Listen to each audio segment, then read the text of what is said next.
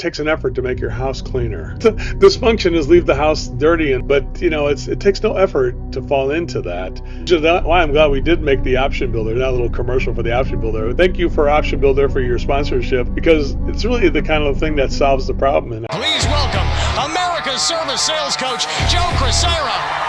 Welcome to the Service MVP Podcast, the show that helps home service professionals master high-value sales, build stronger client relationships, and grow their business like never before. Join industry experts as they share real strategies that drive results. If you're ready to level up your service game, you're in the right place. Let's get started. It's the Service MVP Podcast. All right. Hello, everybody. Welcome to the Service MVP Podcasts. I'm your host, Chris. We've also got Joe Crisara here with me. We're going to have some fun today. We got a great subject for us. As usual, we'll do a little subject. We'll get some questions after for everybody in the MVP Club. So got a good day for us. So today, our subject is we're talking about how to stop giving one choice and start presenting more choices. So I know, Joe, you probably got like a lot that you could say about this. This is a huge part of you and Service MVP. I know you really believe in this stuff. Before we get into that, though, just want to do a quick reminder. If you guys have not heard about the Option Builder, you have to check it out. We have an AI Option Builder app. So if your team still just gives one price, Option Builder is going to be able to help them turn the single repair into clear premium, mid-range, and economy choices. It helps the client compare value inside your presentation instead of shopping against you somewhere else. You could build options faster, explain them cleaner, and give homeowners a confident way to choose what fits their family. So go use Option Builder on the next call, and you can even build at least 3 clear choices before you present the investment. So if you're interested in that, you could download it right on the App Store. You could give us a call, shoot us a text message, and we can make sure that we get you signed up. Or if you want to just check it out, we'll be able to take you on a tour of it. All right, so let's get into our subject, Joe. We're talking about why are people just giving one option? Why are they not giving multiple options? So I guess let's start with what do you think is the biggest reason why people are hesitant or a little nervous or maybe even scared to just give more options? Why are they still doing one option? What's up with that? Well, it's a very interesting, Chris. In the effort to change the entire service industry by emphasizing how giving choices creates higher value. I think we could all talk to we're blue in the face. We have all of our coaches here who are listening to this, and they probably have said, I just don't understand why some people don't get it, that they should be giving more options. But I think it should start with really, how dysfunction loves routine. Does that make sense? When things are not done right and you're used to not doing things right, that's really represents 99% of all society, our continuation of doing things that are wrong, and then thinking that's normal, honestly. So normalizing a single choice is really the thing that people should think about. The one choice, it actually creates resistance on a client. So it's interesting how the technician or the service company who is resistant to this notion of giving more choices is actually doing it the harder way. You would think they would be afraid of only giving one choice and saying, man, I hope they like that one choice. It's like if you only had one kind of clothes you would wear, and you say, man, I hope people like the clothes I'm wearing because it's the only thing I got. If you went to a summer dance, would you want to have different kind of clothes? Or going to a wedding or going to a funeral or going to Thanksgiving? You'd have so there's different things we would have choices of how we dress even. And if you only had one thing you would dress up in, wouldn't you feel nervous? Like, oh man, I'm not going to look stupid at this at the summer cookout with a black tie and my funeral outfit on. That's all I got. It's the only clothes I got. And so You would think they would be nervous about only the one choice, but honestly, they have become so normalized with the dysfunction of the one choice that service people, they think it feels safe because dysfunction. I want everybody to come to the next total immersion, the life-changing event where you increase your sales and your personal growth. What should we do?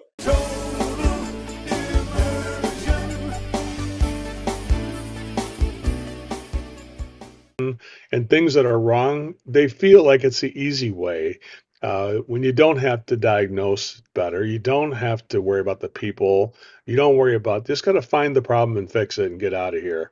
Uh, they use excuses like not overwhelming people, that the client themselves is part of the dysfunction. I only want to get the one thing fixed, Chris. Don't try and sell me anything else, right? So it's a willingly participating in dysfunction, and the clients themselves are participating in it. Saying they can't afford more, and they already know they're going to pick the cheapest thing. The problem is that one choice feels simple, but it's risky to the client. With only one price, the client's got to decide whether your number is fair, if it's they're going to really solve the problem completely, if it's too much or too little. Do I need to shop around and compare? So the one choice creates more questions and a gray area, and multiple choices clear it up more or less. Like, here is the premium, here's the permanent, here is the one that takes care of everything for today, for the more of a professional, and then here's one that is going to be just a temporary fix. Does that make sense? Yeah. So I think it's just the willing participation in dysfunction, because not just the technician, but the client themselves is shooting themselves in their own foot, and wondering why their foot hurts, why their toe hurts. Yeah. So, does that make sense, Chris? It does. It's kind of actually crazy when you think about it, how strong that like, that dysfunction, like you said, like it's just been happening for so long and everybody's just used to that's how you do it.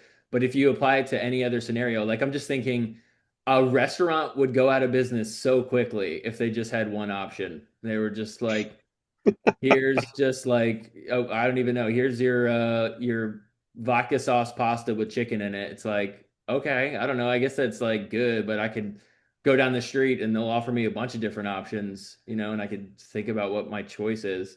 So yeah, so it is kind of crazy to think, why that isn't seen in the same way, in the trades too. There's a hot dog place in Chicago called Gene and Jude's, which is a hot dog. All it does is, it's a very simple place. It only does hot dogs and fries, and that's it. Nothing else on the menu. And then they had to expand it though, because they realized McDonald's moved next door, so they have all kinds of choices at McDonald's. So like, what, we need to get our menu bigger. And so what they did is they said, let's do a double dog, so two dogs and one bun. And then we can add a tamale, and let's do fries. So now they got even those three choices: double dog, single dog, fries, and a tamale. It was enough to say keep their clients. So just, it doesn't take a lot of effort. But here's what I can say, Chris. The reason why dysfunctional things, in a way, it takes no effort by anybody to fall into dysfunctional traps and poor behaviors. Like, if you want to get stronger and physically stronger, it takes no effort to sit on a couch. If you want to communicate better, it takes no effort to not talk to anybody. It takes an effort if you're going to communicate better. It takes an effort if you're going to go work out and get stronger. It takes an effort to make your house cleaner. Right? Dysfunction is leave the house dirty and don't clean up stuff, and then you got insects and stuff like that in your house. But it takes no effort to fall into that. And I think that's what it is. It comes down to like, oh my God, Chris, this is going to take a lot of work if I have to make all these choices. Which is why I'm glad we did make the Option Builder. That little commercial for the Option Builder. Thank you for Option Builder for your sponsorship, because it's really the kind of thing that solves the problem. And I'm really happy to hear that we do have tools that don't take as much effort. Actually, now it would take more effort to do it wrong, Chris, than it would to do it right way. But I think so we can solve that kind of a problem. But let's jump into this, Chris, because I do want to point out that everybody looks at this, that it's not going to be it's like I understand why nobody does it. I think we all have to have empathy for the person who doesn't do options and give and share the problems, because it's just easier to do things dysfunctionally without, because it doesn't take any effort for that. To do things right, it does take a different level of effort, Chris. Yeah. Well, I mean, the gym analogy is like spot on. It's very easy to not go to the gym. I do think there's a lot of people though who don't go to the gym. Um, and the reason why is not because they just don't think about it. They've thought about it, but maybe they just have these excuses like built into their head on why they can't do it. I feel like it's the same here, where if you were to talk to somebody, they would give you excuses on, well, but in this situation, I can't give options. Or, over here, when I'm doing these type of calls, I have to all I have is one option. The things that come to mind are, I've heard technicians say, oh, it's just a bad flapper, or oh, it's a drain call. What can I possibly do there? Or it's the electric is bad in the bedroom. I don't know. Like, what, I just fix it. Like, what else could I offer them? So, I mean, what would you tell people that say things like that? Well, here's what I would say. I have a meme that I remember was pretty funny, and the meme was, you should look it up. Just say search for this meme. It Okay. was somebody's got a problem. Somebody's facing a problem, and they said, um, "We have this problem, and we've tried nothing, but we're all out of new ideas."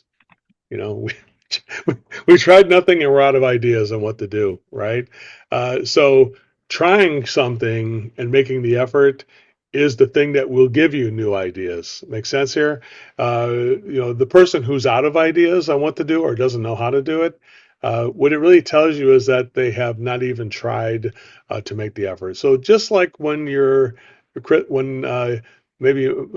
mother, Mrs. Calamusa, said to you, there you go. We tried nothing wrong. That's right there, Chris. You found it. You nailed it. It's like just like your Mrs. I don't want to know your mom's name, but when Mrs. Calamusa said, you said, "Mom, I don't like that stuff," and she said, "Chris, could you at least try it?" Uh, was there something that you had, Chris, where you didn't want to Yeah. eat it, and your mom tried, and you're like, "All right, it's not bad." When I was little, it was always about going to the beach. She's like, "Let's go to the beach," and I'd be like, "No, I don't want to go. I don't want to go. I don't want to go." And then I would go and I would have a blast. And then she would come back and she's like, "Do you remember how every time we say to go to the beach, you don't want to go, and then you do it, and you're like, oh wait, that was actually really great."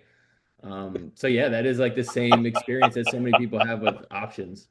I'm the same way, Chris. Once you got me started with the beach, it was like, oh, I don't want to go. It's hot out there and it's sand and all that stuff. And it's like, then I'm making sand castles and digging tunnels and stuff like that. And then you So don't I want to had leave. time out there.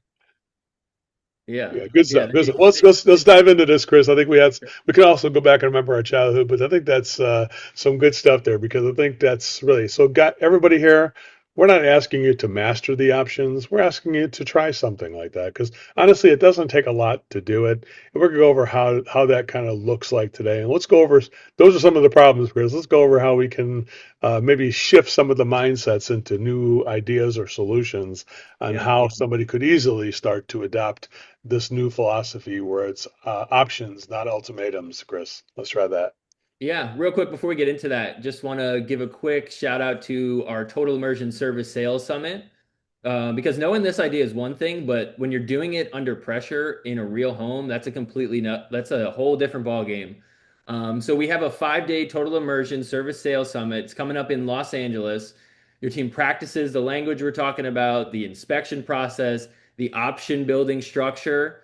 And you're going to get the confidence that it takes to present those options, the premium, mid-range economy choices. We're going to make sure you don't sound too pushy or scripted. So if you're interested in that, send us a message. We'll talk about how we can get you out there and get you signed up. So whether you want to sign yourself up, or maybe you have somebody, a technician on your team that you think would be helped out by that, let us know and we can make sure that happens. Thanks, Chris, Um, for sharing that. I'll definitely can't wait for this up next up. Every month we do one, and I'm definitely excited to meet all of you who would like to attend, and I would be the one teaching it. So I can't wait to see everybody there. All right, Chris, where do you want to start with our next section here? Where are we Well, gonna go into this now? yeah. What do you think the best way Well, to I go? guess I mean pretend I'm somebody who does only want to give one option, and I mean I'm willing to do more options, but I guess I just don't know what that looks like. Like, where do I even start? How do I do that? Like, I probably would try to relate it to something or find a metaphor or a story that could illustrate how the point, you got to drive the point home. And sometimes the best way is to get people on board with something like this is to tell a story. And I always like one of my things I read in the book, What Should We Do, which is in the book. And it's also prevalent throughout the training at over at Service MVP over here is the story of the flat tire, Chris. Do you recall that story of the flat tire, Chris? I sure do. Yeah. What were some of the highlights there? You remember it was you remember what was the reason why Joe Crisara got involved with a tire shop? Do you remember what the trigger point was and what was the problem they were experiencing that caused me to get involved? Do you remember what that was, Chris? I think they were just, if I remember correctly, they were struggling with sales. It was not going very well. They were losing. Everybody was patching the tire. So again, we go back to the willingness and the dysfunction. The tire people who were working in the tire shop, they were just going to work to earn a living to get an 8 hour paycheck a day. They weren't thinking about opportunity for the company or for the client. They were just saying, I need to get a paycheck, so I don't want to screw that up. And then the client was a willing participant too. They would come in here in California in Culver City, and they'd say, "I got to get to work, and I got to get to school. I got to get going. Can you patch my tire? I got to get going here." So the client came in with their hair on fire, saying, "My tire is flat." The employees of the tire company were, "Yeah, let's just patch the tire because that's what the client wants, right? I'm not going to argue with the client and lose my job or things like that." So both sides were dysfunctional, and so the outcome was that the vast majority of people who brought their cars into this place in Culver City. And Chris, you've lived near Culver City and you know what it's like to pay rent in a place like Culver City. How would you describe the rent in a place like Culver City, Chris? I mean, it is one of the highest costs of living out there in Los Angeles area. It is, you're not going to have spare change to do a whole lot.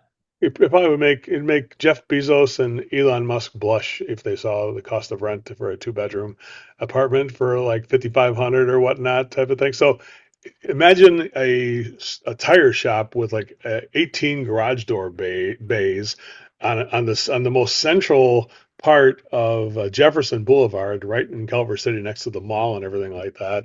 The kind of money they're paying in real estate or property tax and things like that, and just the real estate alone costs a lot of money. And they were averaging $264 per transaction. And Chris, you're not going to be able to pay the millions of dollars it would take just for the real estate. And I'm pretty sure that the mortgage or the how much it costs for that property had to run at least 40, 50,000 a month for all that minimum. So yeah, it's a lot of. I always wonder, like when you sell pizza or do tires in a place like Culver City, like how many tires you got to change before you Yeah. start making 50 grand or whatever, right? Yeah. And I think this is where the problem. They weren't making even less, about the same amount as they would for a couple pizzas on DoorDash. They were selling tires, so they had me come in there, and I realized that everybody was just saying, "Do what the customer wants to do." And I just said to the people, I said, "Hey, why don't we try offering the tires? Have you ever thought of that?" And they go, "Well, nobody wants the tires, Joe. They only want to patch it." And I said, "Well, let me try the next one." So I said, who do you have the pleasure of speaking with?" Her name was Lisa. I asked her, "How do you use the car?" I go to Palm Springs, my dad's house on the weekends. I go every month to my mom's house in Santa Barbara, and I take the kids to school and work every day. I go to work every day in Culver City. I said, "Okay, how do you drive here?" She said, "I drive on the 405." And I said, "Okay, that's 12 lanes of traffic." I said, "What would happen if your tire went flat? You have 173,000 miles and the tires are bald." And she said this, Chris, she goes, shoot, I just wanted to patch the tire. But you're saying I need all new tires. Is that what you're saying? And I said, "No, Lisa, you can patch the tire if you want to, or we can replace the tires. The replacing tires would be permanent, and you wouldn't have to deal with this problem for another 5 years probably. The economy option, we're just going to keep coming back and patching tires. We're fine with either one.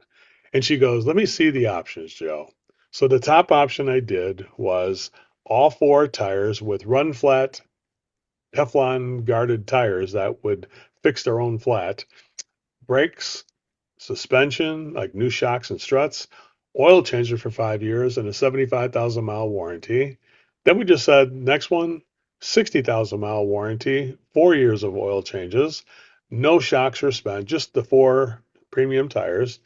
And that, so the top option was $57.92. Next one was like $3,916 for the four tires with the 4 years of oil changes. Then it was just standard tires with 3 years of oil changes for $17.97. Then just the one tire for $597 with 12,000 mile warranty. And then just a retread, and then just patch it for $89. The retread was $250, patching it was $79. Well, the first time in history, Chris, the lady Lisa, she said, you know what, Joe? Let's just get the premium option for $5,792. And the entire tire shop stopped in stunned silence. They were like, what the heck? What? How could this lady buy all this stuff? Why did she do it? And I said, hey guys, you know why the lady bought everything? And Chris, why did that lady buy everything that the store had to offer? I had everything on the menu to one in the top option. Why do you think she bought everything that was on the menu, Chris? I mean, first off, you offered it to her before it wasn't being offered. So how could she have? Yeah, that's the first principle, right? To be a window that shows people possibilities, and not a door that that gets in the way of the possibility. Make sense there? So Yep. when the service provider is thinking, how am I going to make options on these drain calls? It's like, I don't know, how many drains can you clean in this home? Oh man, that would be all the bathrooms and the kitchen and the laundry room and the main drain. Yeah, anything else? Oh yeah, the toilets and the tubs and the here you go. And it's like, but that's gonna be a lot of money. I said, well, money's not my master. Just that's all the drain. You could do all the drains. So whatever all the things in the tire shop were, think about that. What's everything in the drain shop? What's everything in the ignition system shop in your company? So think about like every single item that goes wrong on a furnace, AC, electrical. Uh, outlets bad? What are all the outlets in the outlet shop today? If you could say that, and what's the minimum what you could do, right? And I think that's the best way to think about it, Crystal, about how does this take place here. I think it's just have an open mind and be a window to say, hey, if we did all the outlets, it would take this much. If we just did the ones in this room, it would be this much. If we just did the one outlet, it would be this much. Make sense? I think that's just the. I think any trade or any service of any kind, even service MVP, we're not immune. We have live training, coaching, we have stuff we do for option builder. So we can say, hey, we can have a bundle with everything in it if you want to, or just some of it, or just the one thing. I think sometimes we overcomplicate it. Like, what are people going to think, right?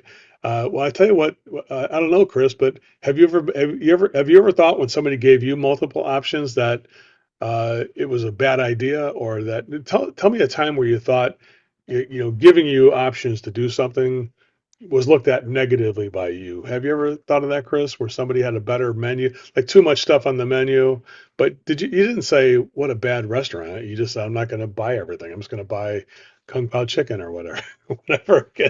You ever have a situation where you thought the giving choices, given being a consumer and getting choices was something that felt bad to you? It ever happened, Chris? No, no, obviously just given the option, and having the freedom to choose, and just seeing transparently like what the choices are. That's always a good thing. Yeah, but I think that the thing is, I mean, if you had ever thought, Chris, that you would work for Service MVP, the preeminent service sales training program for the entire industry, that you would be a sales coach. If we had told you that when you were a teenager, you think just like going to the beach, you'd be like, "No, I'm not going to do that. That's a stupid job. I'm not going to do that kind of a job." And then you're here now. You're like, "You got you. We got you. We didn't have to get you kicking and screaming, but you did. You did come here because I think that I think what it comes down to is that when you saw what we do, you realized it wasn't a sales routine, right, Chris? Can you tell us a little bit about the change in perception about, oh, I see these guys sell people, Well, and then you turned it into something else. You see, actually, it's not just selling people. You kind of arrived at something else. Could you go ahead from your point of view, just getting into this industry, 5, 6 years ago or whatever, about the yeah. change in perception you had there too? Well, yeah, I think the biggest thing, and maybe you could actually speak a little bit to this too, is I always thought actually that because like the thing that would drive me wild is like, let's say for example, you go to the movie theater and you want to buy a popcorn, you'll say, okay, I see the menu, I'll take a medium popcorn. And then they go, oh, we actually have a large popcorn. Do you want that? Or, oh, we have an extra large popcorn. Do you want that?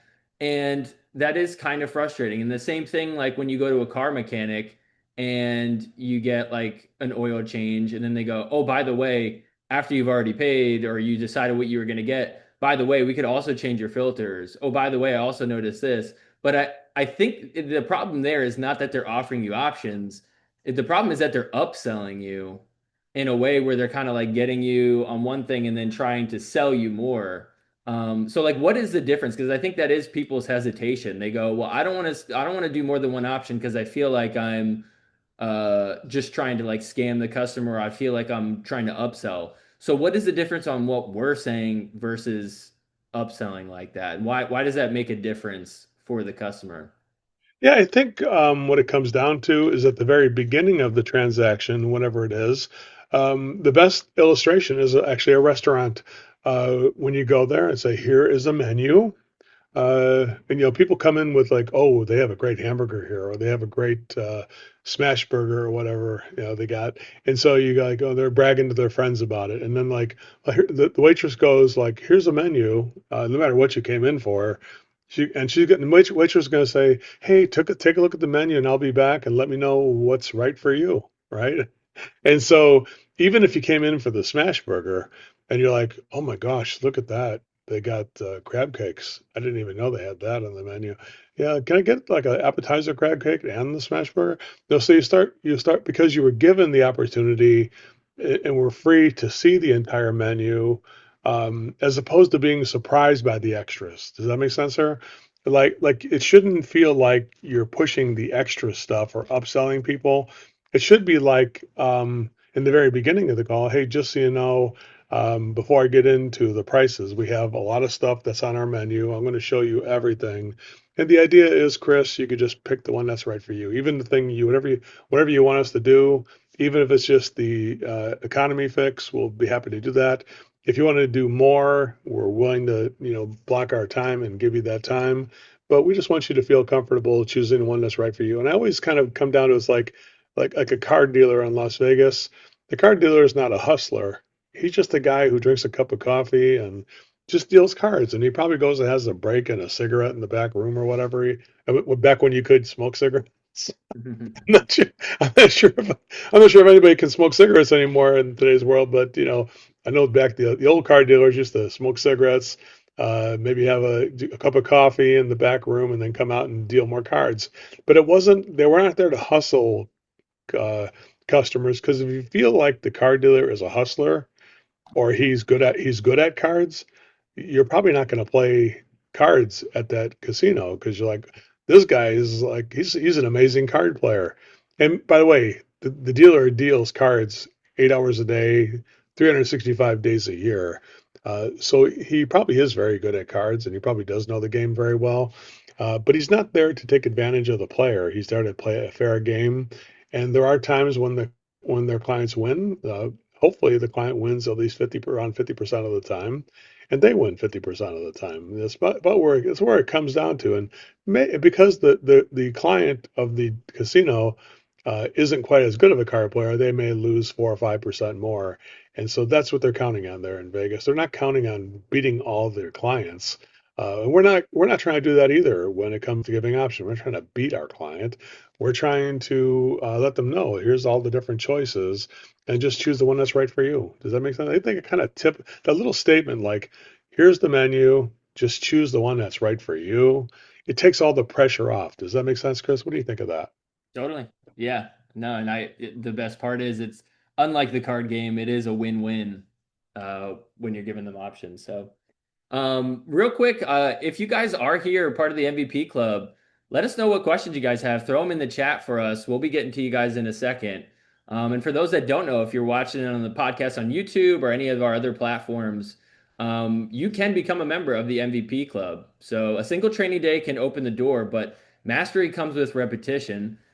MVP Club gives your team weekly training, daily one-on-one coaching, and real-world language practice so they can present options, handle hesitation, and turn more service calls into clear decisions without sounding mechanical or pushy.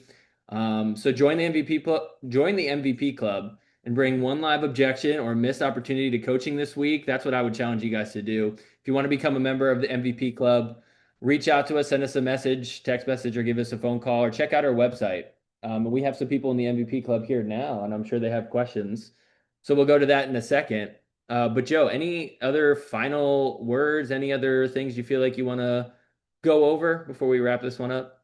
Well, I just want to say this. Giving one choice feels simple, but it is dysfunctional, and it does push people to go look for other services to compare the price. So if you don't have prices to compare yourself, the client is forced to go compare it with somebody else.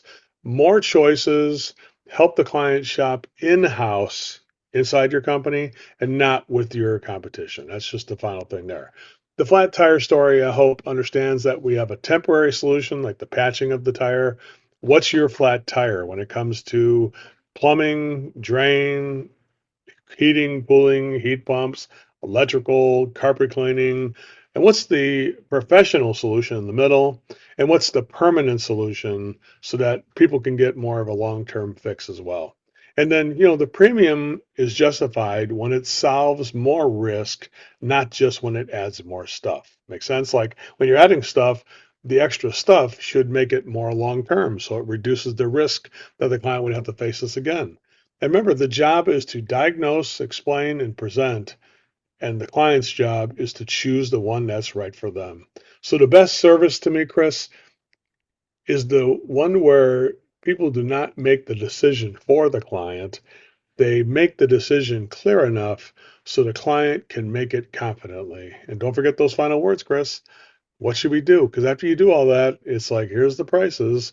What should we do? And don't forget, the more you say, what should we do, the closer you're getting to getting the job done.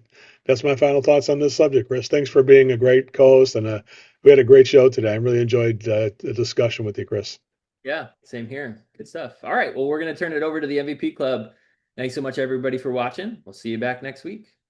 Thank you for listening and watching the Service MVP podcast. I want to give you a copy of my free book. Just click on the link below in the description, and one will be sent to you from me personally. Thank you so much for listening.